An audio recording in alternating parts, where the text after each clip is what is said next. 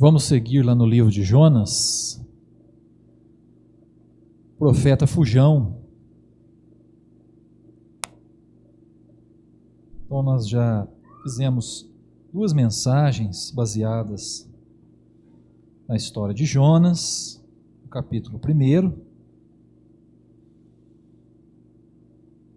Vimos que Jonas fugiu da vontade de Deus, fugiu do próprio Deus, não aceitou a missão de ir pregar palavra de restauração, de arrependimento aos ninivitas. Jonas não entendeu o que Deus queria fazer com aquele povo violento, aquele povo pecador. A solução que Jonas encontrou foi fugir de Deus. Tentou, mas Deus foi atrás dele. Semana passada nós vimos o que Deus fez para ir atrás de Jonas. Jonas teve que lidar com uma tempestade, envolveu mais gente nisso. E agora nós estamos ali no versículo 17 do capítulo 1, e eu quero ler com vocês mais uma porção dessa história da palavra de Deus e buscar entendimento, clareza e edificação para nós nessa noite. Então pode achar aí o livro de Jonas, se você não sabe onde fica, é antes de Miqueias.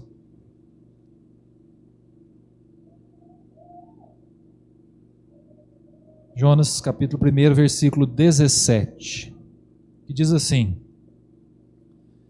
Deparou o Senhor um grande peixe para que tragasse a Jonas, e esteve Jonas 3 dias e 3 noites no ventre do peixe. Então Jonas, do ventre do peixe, orou ao Senhor Deus e disse: Na minha angústia clamei ao Senhor, e ele me respondeu. Do ventre do abismo gritei, e tu me ouviste a voz. Pois me lançaste no profundo, no coração dos mares, e a corrente das águas me cercou. Todas as tuas ondas e as tuas vagas passaram por cima de mim. Então eu disse: Lançado estou de diante dos teus olhos. Tornarei porventura a ver o teu santo templo?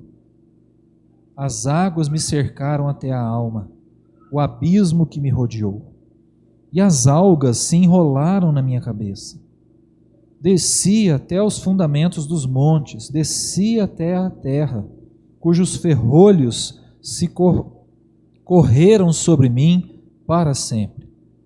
Contudo, fizeste subir da sepultura a minha vida, ó Senhor, meu Deus. Quando dentro de mim desfalecia a minha alma, eu me lembrei do Senhor. E subiu a ti a minha oração no teu santo templo. Os que se entregam à idolatria vã abandonam aquele que lhes é misericordioso. Mas com a voz do agradecimento eu te oferecerei sacrifício. O que votei, pagarei. Ao Senhor pertence a salvação. Falou, pois, o Senhor ao peixe, e este vomitou a Jonas na terra. Até aqui. Amém. Esse é então, meus irmãos, o trecho mais marcante do livro de Jonas. O trecho mais conhecido, o trecho que a gente mais conta para as crianças, o evento que aconteceu aqui com Jonas, um evento diferente. Só lembrando que Jonas estava naquele barco, diante de uma tempestade. Todos ali naquele barco descobriram que a tempestade foi causada por causa do pecado de Jonas. Todo mundo ali correndo risco de vida, a ponto de naufragar. Quando então Jonas fala: olha, é por minha causa que vocês estão nessa enrascada. Se livrem de mim, que vai dar tudo certo. E não pensaram 2 vezes, né? Agarraram Jonas e Jonas na água. Disse aqui para nós o versículo 14, aliás, versículo 15, que levantaram Jonas, o lançaram ao mar e cessou do mar a sua fúria. Veio bonança, veio tranquilidade, a tempestade passou. Sabe o que eu fico imaginando, meus irmãos? Eu fico imaginando o Jonas na água, a tempestade indo embora, o tempo abrindo, o sol aparecendo, o povo dentro do navio fazendo festa, e o Jonas lá dentro da água olhando aquela cena. E não é que o pessoal foi salvo mesmo, foi só me mandar para fora. E o pessoal indo embora, né? Festejando, com júbilo, fomos salvos.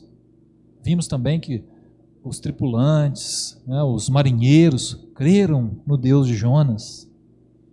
Jonas não queria pregar a palavra de Deus para ninguém, para os ninivitas, né, mas acabou que a missão dele atingiu pessoas que ele nem imaginava que ia atingir.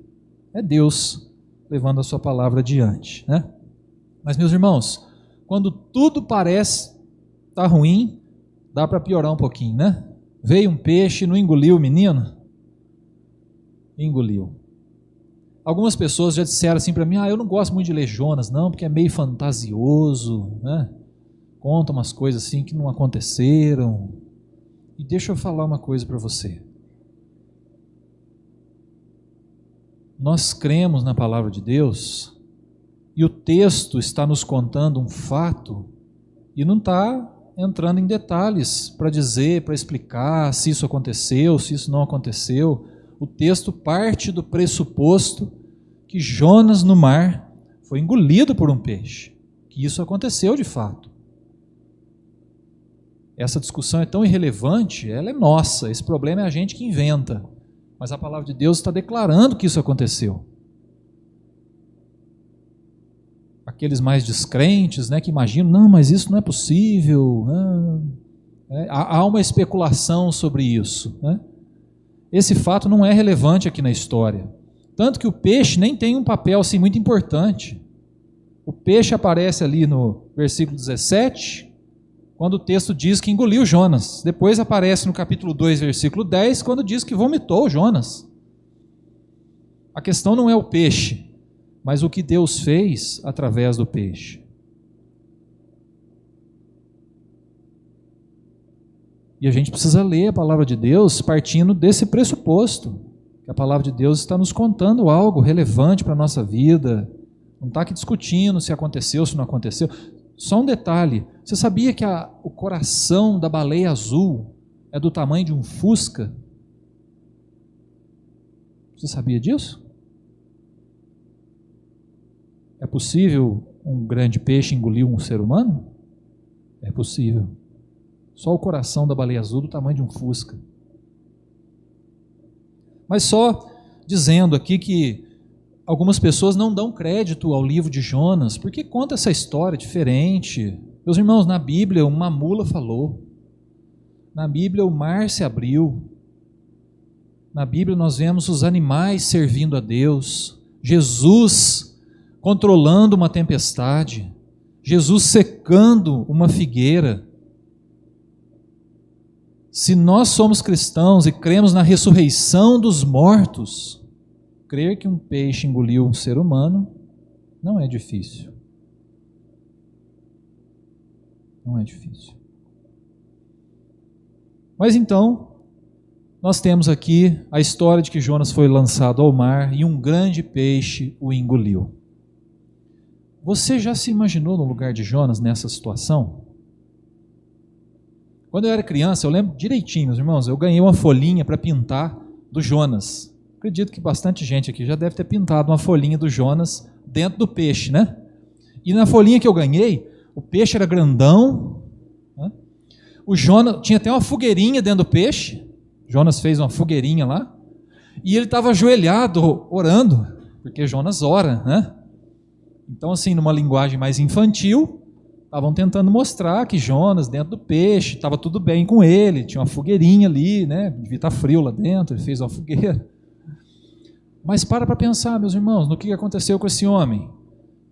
Para pensar numa possível situação de claustrofobia, de um ser humano dentro do ventre de um animal, apertado, provavelmente com lapsos de consciência e alguns momentos de inconsciência, de vida, de sobrevida, ou até de uma pré-morte. Jonas esteve à beira da morte. Provavelmente no momento de desespero, no momento sem saber se ia sobreviver. Humanamente falando, foi um pouquinho mais complicado do que o desenho que eu pintei, né? Da fogueirinha e o Jonas ajoelhado dentro do peixe. Deve ter sido uma situação perturbadora. Perturbadora. Você já se sentiu assim? Não dentro de um peixe, mas apertado, com a sensação de que você não vai sair daquela situação, com a sensação de que é o fim, com a sensação de que está dando tudo errado e parece que vai culminar dando em mais coisa errada. Você já se sentiu assim? Apertado, sem força, sem poder fazer nada para se livrar daquela situação? É assim que a gente tem que imaginar o Jonas nesse momento. Sabe o que Jonas faz, meus irmãos? Ele usa o único recurso que o ser humano tem na hora da agonia, na hora da dor, na hora em que o ser humano não pode fazer nada para se livrar de situação nenhuma. Jonas usa o único recurso, talvez ali no momento em que ele esteve consciente dentro do peixe. O que ele fez? Orou. Jonas orou.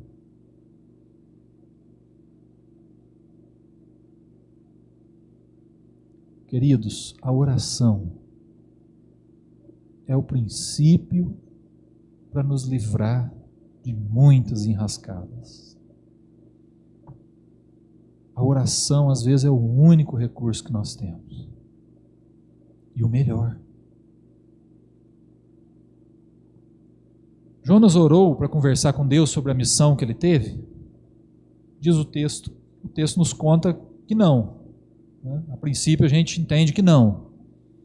Jonas orou para saber se era para Tarsis que ele devia ir? Não. Jonas só foi orar, meus irmãos, nesse momento de desespero. E aqui Jonas então usa a oração, uma oração sincera, confiante, para se reencontrar com o Deus da graça. Jonas estava precisando disso. E eu já queria compartilhar com você, para você não esquecer do recurso da oração. A oração nos livra de muitas enrascadas, muitas. Foi o recurso que Jonas usou. E dentro do peixe, num momento de oração, Jonas se reencontra com a graça de Deus. Não sei se vocês notaram na leitura, Jonas não pediu para Deus tirá-lo de lá. Notaram isso? Já tinham parado para pensar nisso? Jonas faz uma oração até bonita demais, né? Podia estar lá no Salmo, essa oração. Podia estar lá entre os Salmos, de tão bonita que é, profunda, é sincera. Mas Jonas não pede, Deus me tira daqui. Não pede. No momento mais difícil da vida de Jonas, a gente começa a enxergar um pouquinho de fé, um pouquinho de maturidade. A gente vê um ato aqui de sobriedade, um ato de profunda devoção, nesse momento da vida de Jonas. E eu queria mostrar 3 coisas na oração de Jonas. Quero que você observe aí comigo. Primeira está no versículo 3, quando ele diz assim: pois me lançaste no profundo, no coração dos mares, e a corrente das águas me cercou. Todas as tuas ondas e as tuas vagas passaram por cima de mim. Então ele está dizendo assim: olha, Deus, eu sei que o Senhor me lançou nessa situação, permitiu que tudo isso acontecesse por causa do meu pecado. Eu sei. Agora eu sei.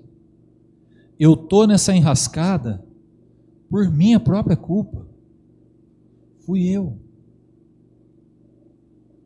Nós vemos aqui, meus irmãos, Jonas dizendo: eu sou pecador, o meu pecado me trouxe até aqui. Deus é um Deus de justiça. isso que está acontecendo comigo, eu mereço. Eu mereço.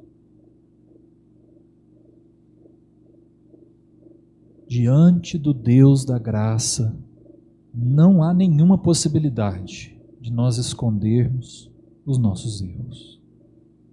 Não tem como.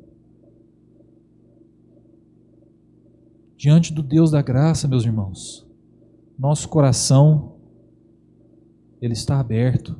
Não tem como a gente esconder nada, nenhum erro, nenhum pecado. Jonas sabia disso, e de dentro do peixe, naquela situação de agonia, ele reconhece que ele está ali por causa do seu erro, da sua desobediência, da sua teimosia, da sua fuga. Ele reconhece. Não tente esconder nada de Deus. Vocês lembram o que Moisés fez quando ele matou o egípcio? Soldado do Egito? O que ele fez? Enterrou o egípcio.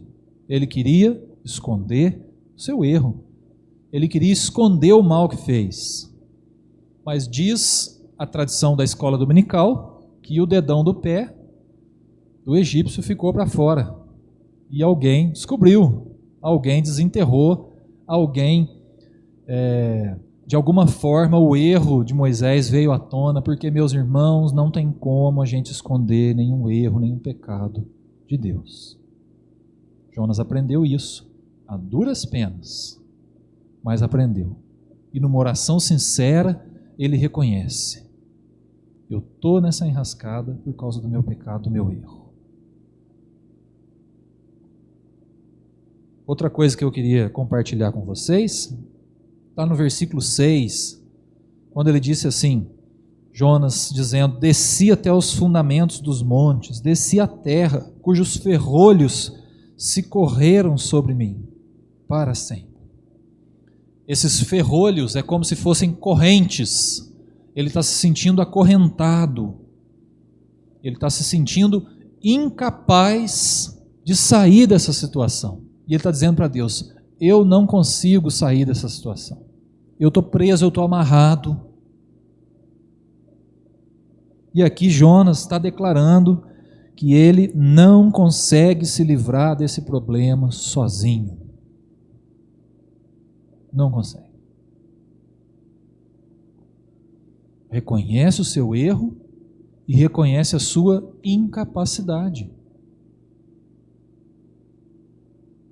Está declarando para Deus: eu preciso do Senhor para me livrar desse problema. Sozinho eu não consigo. Eu não consigo desatar essas amarras. Eu não consigo me soltar, me desacorrentar. Eu não consigo tirar isso que está me prendendo. Eu preciso de Deus. Eu preciso do Senhor. É isso que Jonas está declarando. E é lógico que a gente aprende uma outra lição aqui: não tente resolver nada sozinho. Jonas, ao tentar resolver sozinho, ele veio parar aqui.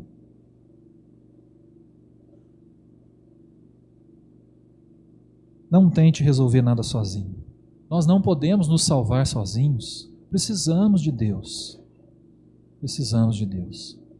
Essa palavra, meus irmãos, às vezes é difícil de ouvir, porque o ser humano gosta de estar no controle. Mas quando a gente se vê numa situação em que nós não podemos fazer nada, que controle nós temos? Nenhum. Nenhum. Precisamos de Deus, precisamos da salvação que vem de Deus, precisamos do auxílio do Senhor. Nós não temos condição de resolver tudo sozinho. Não temos. Aliás, pouquíssimas coisas a gente resolve sozinho. Mesmo aquilo que a gente resolve sozinho, precisamos da orientação de Deus. Mesmo aquilo que a gente tem autonomia para resolver, sem Deus, talvez o sucesso seja nenhum. Uma outra lição Jonas aprendeu aqui e demonstra na sua oração. Ele não conseguia resolver tudo sozinho. Mas Jonas declara no finalzinho do versículo 6 também, ele declara: Fizeste subir da sepultura a minha vida, ó Senhor meu Deus. E no versículo 9, meus irmãos, existe uma declaração que é considerada talvez a maior, mais profunda declaração de fé do Antigo Testamento. Ao Senhor pertence a salvação. Quem dá a salvação é Deus. Quem determina quem é salvo, quem não é Deus. Quem julga é Deus. Quem pode salvar é Deus. Dizem que esse é um dos resumos do Evangelho no Antigo Testamento. Declarar que a salvação é de Deus, vem de Deus, não nos pertence, não é ideia nossa, é obra de Deus na nossa vida, é obra de Deus na vida das outras pessoas. Jonas está aprendendo, está declarando: Deus é o meu Salvador. Se existe alguém capaz de salvar os pecadores como eu, é Deus. Se existe alguém capaz de operar um milagre na cidade de Nínive, é Deus. Se existe alguém capaz de salvar as pessoas de Poços de Caldas, é Deus. Se existe alguém capaz de salvar aquele membro da minha família que eu já desisti, é Deus. A gente precisava repetir essa declaração mais vezes, ao longo do dia, ao longo da nossa vida, porque às vezes nós esquecemos, meus irmãos, que a salvação pertence ao Senhor. Não é à toa que aqueles marinheiros do navio foram salvos, porque pertence ao Senhor. Jonas aprendeu isso, e numa oração sincera, ele compartilha isso conosco também. Chame Deus para agir nos teus problemas, porque Ele pode salvar, porque Ele pode te resgatar, Ele pode te restaurar. Chame Deus para atuar na tua vida, na crise que você está enfrentando. Se tem algum erro teu envolvido nisso, confesse, reconheça. Não tente resolver isso sozinho, chame Deus para agir, para salvar, para trabalhar na tua vida. Essa foi a oração de Jonas, uma oração sincera, confiante, que ajudou ele a resolver muita coisa. Terminou a oração, o peixe vomitou ele em terra. E eu quero compartilhar com vocês a última lição, meus irmãos, de hoje. Quando Jonas foi lançado ao mar, talvez tenha passado na cabeça do Jonas: eu vou morrer. É o meu fim. É o meu fim. Mal sabia Jonas que Deus já estava chamando um Uber para ele, né? Peixão, não muito confortável, deve ter sido difícil andar ali, mas lá ele chegou vivo em terra.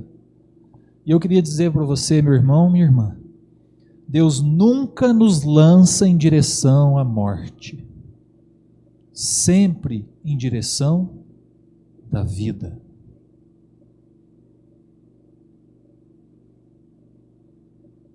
Deus nunca nos lança em direção à morte, mas sempre em direção à vida. Os nossos pecados nos levam em direção à morte.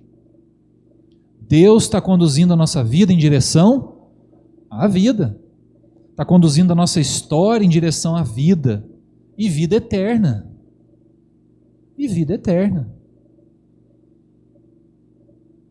Se a sua história está nas mãos de Deus, saiba disso, Ele está conduzindo a tua história em direção à vida. Sempre. Ah, pastor, mas e um parente meu que teve que enfrentar um câncer e partiu?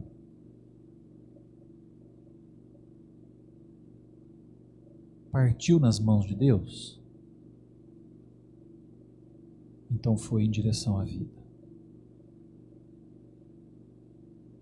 Foi difícil, sofreu, mas caminhou em direção à vida.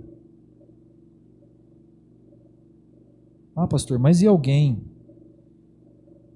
que sofreu um acidente de trânsito e a vida foi ceifada cedo.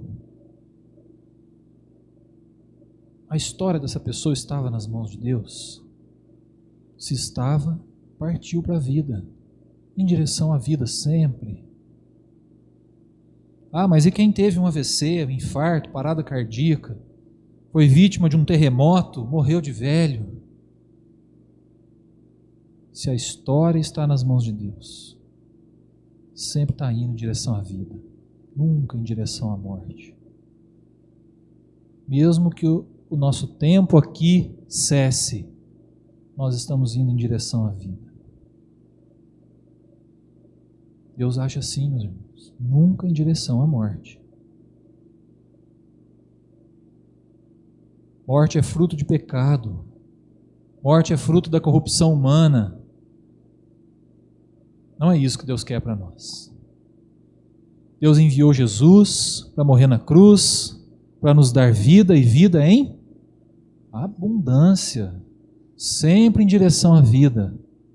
Sempre em direção à vida. Mal sabia Jonas que Deus estava usando aquele navio, aquela tempestade, aquele grande peixe para levá-lo em direção à vida, a uma nova vida, a um novo recomeço.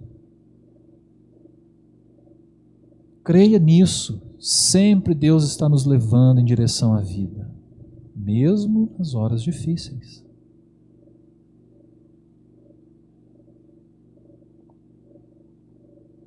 Nossos pecados, meus irmãos, é que nos levam em direção à morte. O agir de Deus produz vida, nunca morte. Nunca morte.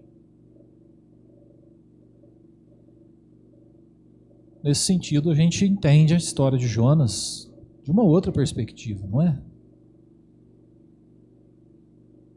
Uma outra perspectiva. Então eu quero orar com você para encerrar esse momento. Eu não sei como que está o teu coração hoje.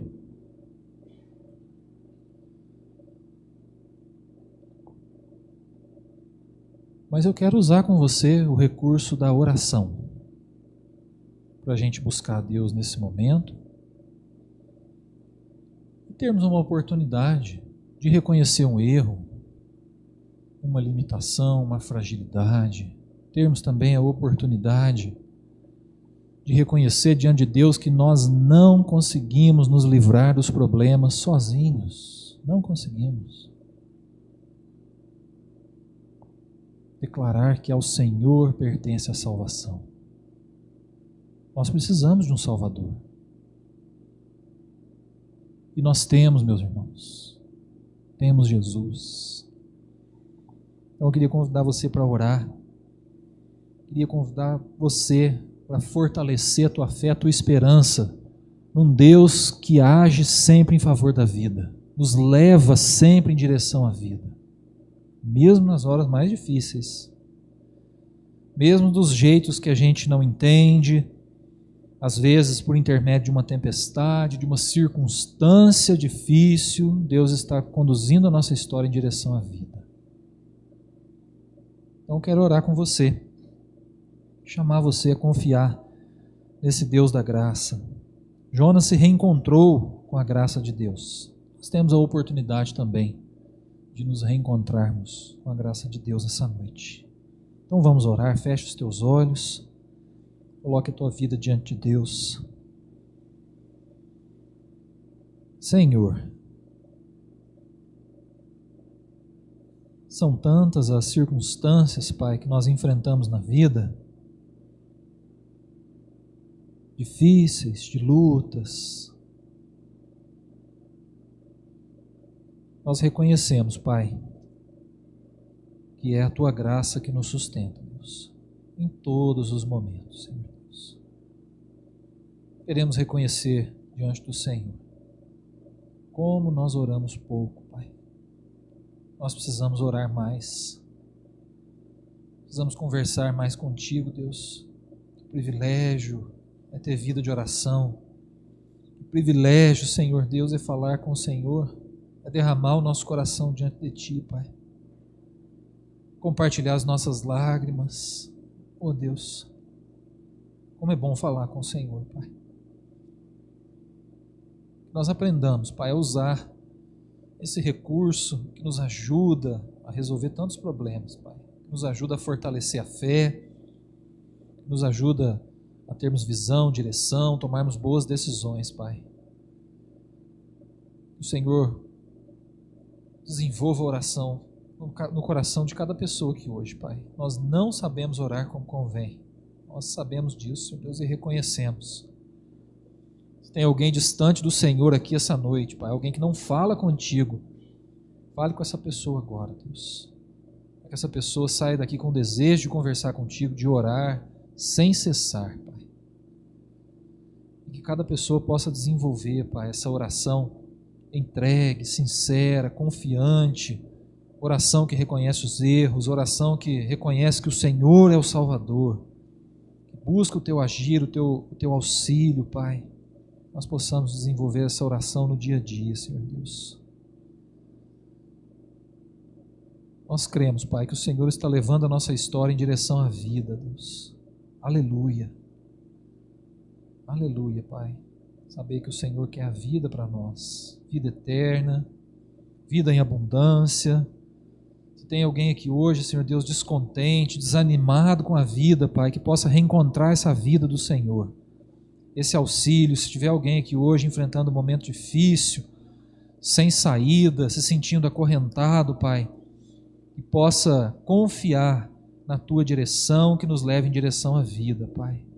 Possa se ver livre das amarras, encontrar libertação no Senhor, vida nova, sentido novo para viver em nome de Jesus, Pai.